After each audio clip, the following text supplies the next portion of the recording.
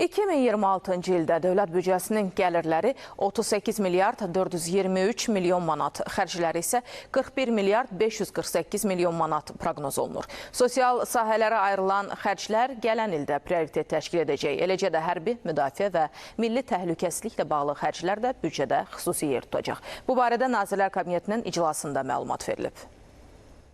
Ölkəmizdə bu il üzrə gözlənilən 5,4% orta illik inflyasiyanın növbəti ildə 4,8%-ə düşəcəyi proqnozlaşdırılır.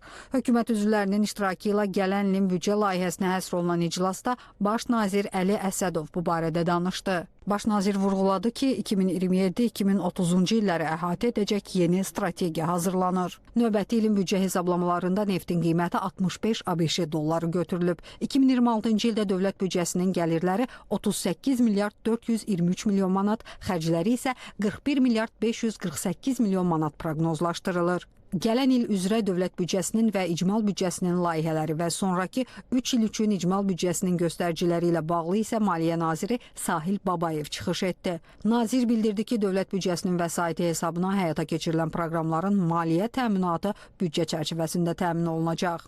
26-cı ildə büdcə xərclərinin tərkibində cari xərclərin payı 59,6%-ə, əsaslı xərclərin payı 34,5%-ə, dövlət borcuna xidmətlə bağlı xərclərin payı isə 5,9%-ə bərabər olacaqdır. Beləliklə, cəmi xərclərimiz 41 milyard 548,6 milyon olacaqdır. Növbəti ildə ümumdaxili məhsulun 2,9%, qeyri-neft sektoru üzrə 5,0%-lik real artım tempi proqnozlaşdırılır. Bu barədə danışan İqtisadiyyat naziri Mikayıl Cabbarov 2026-cı il və növbəti 3 il üzrə iqtisadi və sosial inkişaf konsepsiyası və proqnoz göstəriciləri haqqında məlumat verdi. Optimist ssenaridə ÜDM-in növbəti ildə 3,6%, 26-29-cu illərdə 4,4%, qeyri-neft qaz ÜDM-in isə növbəti ildə 6,1%, 26-29-cu illərdə orta hesablı 6,2% artması proqnozlaşdırılır. Əmək və Əhalinin Sosial Müdafiəsi naziri Anar Əliyev isə 2026-cı il üzrə Dövlət Sosial Müdafiə Fondunun və İşsizlikdən Sığorta Fondunun büdcə layihələrində nəzərdə tutulan məsələlərə diqqət çəkdi. Dövlət Sosial Müdafiə Fondunun 2026-cı il üçün gəlirləri 8 milyard 155 milyon manat nəzərdə tutulur ki, bu da 2025-ci ilin proqnoz göstəricilərindən 537 milyon manat və yaxud 7,1% çoxdur.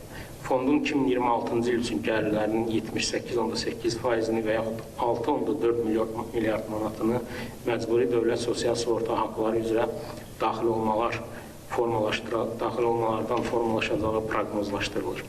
2026-cı il üzrə dövlət büdcəsində hərbi, müdafiə və milli təhlükəsizliklə bağlı xərclərə xüsusi yer verilib. Bu sahələrə ayrılan vəsait ümumi büdcə xərclərinin 21%-ni təşkil edəcək.